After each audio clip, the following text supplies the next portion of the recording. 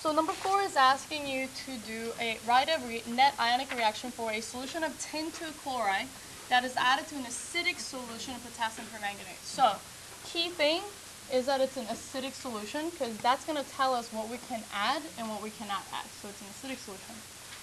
First things first, you're going to write down the formula. So you have tin, which is SN2+. Chloride is -1, so I'm going to need 2 of those. And that is bonded to potassium permanganate.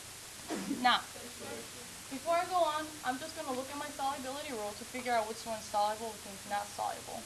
Well, tin 2 chloride happens to be soluble, and it breaks apart to give SN+2 and Cl-1, but there's 2 of the chloride to balance out the number of atoms.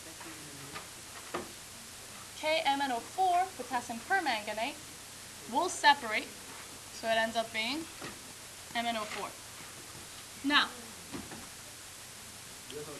we're going to look at the solubility rule. I'm sorry, not the solubility rule. We're going to look at the prediction, right? So, I'm going to switch the screen to this. Oh, that's not the one. Okay, here. Let's blow this up a little bit.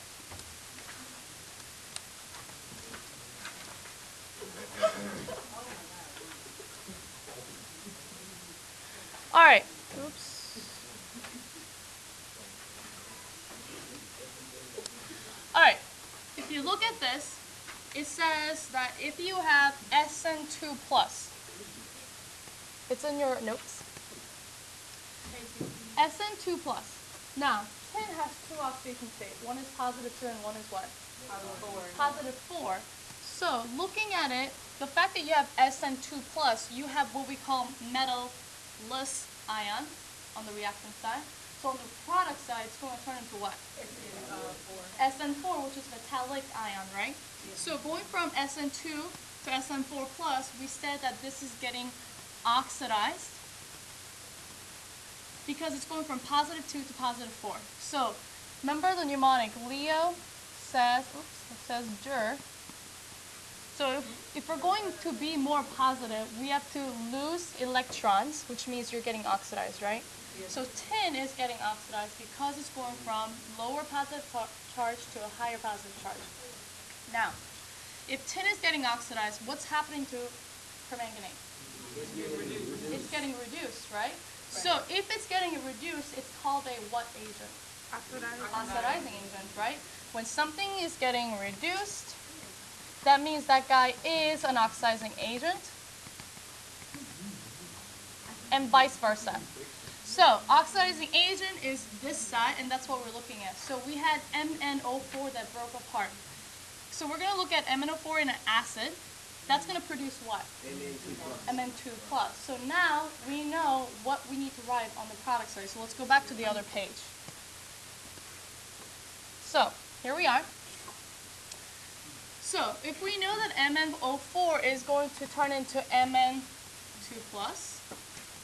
and then we know that SN2+ is going to turn into SN4+, what can we assume about Cl and K? Okay, yeah, they're spectator ions because K and Cl will form potassium chloride and they're going to just dissolve, right? So I'm just going to go ahead and erase them because I know that they're not going to take a part in this reaction. Okay, now, next step, I have to write a net ionic equation, half reaction for each of those, right? So I'm going to go ahead and do the easy one. So looking like tin is the easy one here, so I'm going to start with,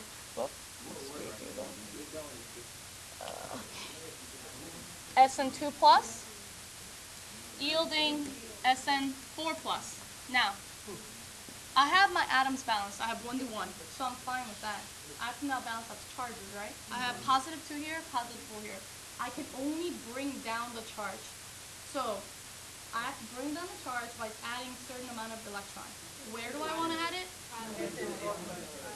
How many electrons? Two minus. So now I have 2 electrons giving a -2 charge.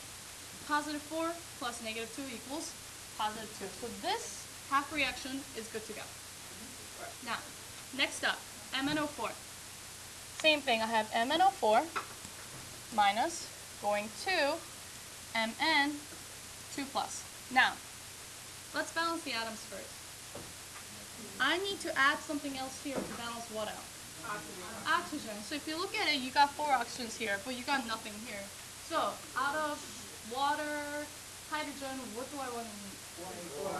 I want to add 4 water molecules to balance out the oxygens. Now I have that. But what am I missing on that side? Hydrogens. How many? 8. So I'm going to add 8 hydrogens. So now my atoms are balanced. It's good. But I have to do a charge balance, right? 1 permanganate has -1 charge. 8 hydrogen has +8 charge. So here, water molecule we assume are neutral. So I only have +2. So what do I need to add here? 5 electrons. Okay, so I have permanganate that's got an overall -1 charge. And then I have 8 hydrogen that's got an 8 positive charge. So -1 plus 8 is +7, right? On the right-hand side, I have 1 manganese, which is +2 charge. Water molecule has 0 charge. Right now I have +7 charge without the 5 electrons. I need to get the +7 down to +2. The only way I can do that is by adding 5 electrons on that side. Does it make sense, Randy? Okay, so now I've written my half reactions that are balanced, atoms, and charge-wise. Okay, now, remember, we can't keep these electrons there. We have to multiply them to cancel them out, right? So, first things first, make sure that you have electrons on the product side and the reactant side. Do you have that? Yeah. Check, check. Now, you just got to balance out the number of electrons. 5 times 2 is what? 10. So, you have to just simplify this. Multiply with a common factor. I'm going to multiply the entire equation by 5. Multiply this entire thing by 2. Okay, I'm going to go ahead and just change up the numbers like this. So 5 times 2 is 10, 5 here, and then 5 here. Good. 2 times 5 is going to be, and then 2 times 1 is going to be 2. 2 times 8, 2 here, and then 2 times 4 is 8. So now, all you have to do is add it through. 10 electrons on the product side cancels out with the 10 electrons on the reactant side. And you're just going to write it straight down. So you have, I'm going to write up here, okay? Let's write 5. Oh, it's not good. Let's erase it a little bit. Okay, so for this one, when I add it through, I get 5 SN2 plus with 2 MnO4 minus with 16 hydrogen, yielding 5 SN4 plus with 2 Mn plus 2 with 8 water molecules. And this is your net ionic reaction for this one. Okay, so let me pause it. Hold on. Okay, so next problem is asking you to figure out the hydrogen peroxide is added to an acidified solution of sodium bromide. So, you're going to go ahead and write this. Hydrogen peroxide, by now you should realize, has a formula of H2O2. That is combined with sodium bromide. Okay, now, sodium bromide is soluble, so you end up getting Na plus and Br minus. And H2O2 stays the same. Okay, now, this is a halide. So, halogen are the guys that are in the last group before the noble gases. So these are your noble gases, and these guys are your halogens. Now, if they become an ion, they are halide ions. So, Br2, which is a natural form of bromine, right, is an example of halogen, Br2. Halide, on the other hand, is your Br minus. So, I'm not going to refer back to the other chart because it's going to reset the screen, but take my word for it, Br minus will form Br2. Now, typically, it's the other way around too. Br2, if you have that, it's going to go to Br minus. Flip-flop, right? It's either going to gain the electron or lose that electron. So, going from negative to charge of 0, is it getting oxidized or reduced? So, we say that Leo said Ger lose electron, you're oxidized. Oops. Gain electron, you're reduced, right? So in this case, you're gaining or losing electrons? You're losing the negative charge to become neutral. So you're losing electrons. So this guy is oxidized, which makes this guy a what? Reducing agent.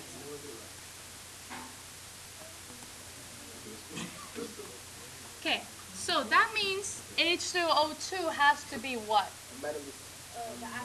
Oxidizing agent, and therefore will be reduced, right? Okay, so Br minus to Br2 is Br minus is getting oxidized.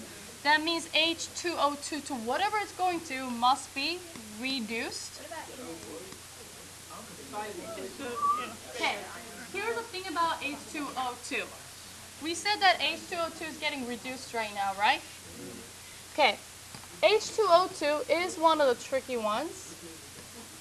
So, you look at your chart and you realize, oh, wait, H2O2 is on both sides. Here and here. Okay, we said H2O2 is getting what? Reduced, which makes it an oxidizing agent. So H2O2, if you have it in the reactant side and it's working as an oxidizing agent, what is it going to form? Water. So, okay. So, flip-flop. So this is going to give you water. So, let's go ahead, and what happens to Na? Spectator ion. Yeah, if it's not over here, exactly. Yeah. If it's not on the product side. Okay, so I'm going to make some room.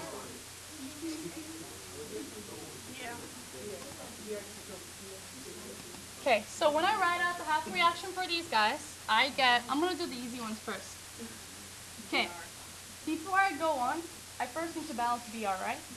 How many do I have here? 2. How many do I have here? 1. I'm going to have to write a 2 here. So I'm going to start with 2 Br minus, and that's going to yield Br2. My atoms are balanced. I have 2 on each side. How about the charges? Nope. Not balanced. So I'm going to have to do what? Add an electron to the right side. 1 electron? Yeah. 2 electrons. Because there's 2 of these negative 1 Brs. Now my charge and atoms are balanced. Let's go ahead and do H2O2. H2O2 will give you H2O. Now, easiest way to balance it is by how? I agree. So you just will double that, and you're going to add 2 of the hydrogens. But now, what do we need to do? Get the charge. We have to balance the charges, right? I only have 2 positive charges here. So 2 electrons will take care of that, right? Now, what? Why would I add 0 what? over there and it's positive 2 right here. Right. And 2 plus negative 2 is 0. Yeah, because it's an acid, right? So you just do that. Yeah, because that's in an acid solution. Okay, but like, so you do that any equation, you just add. If it's an acid solution, Okay. or water and hydrogen in acid solution. Water, hydrogen, and hydroxide ion if it's in basic solution. But we haven't done the basic solutions yet. Okay, now do you understand how this came about? 2H plus and 2 electrons. Okay, now do we need to do a balancing of the electrons? No, because you just look at it. 2 electrons over here is on the reactant side, 2 electrons on the product side, cancels out.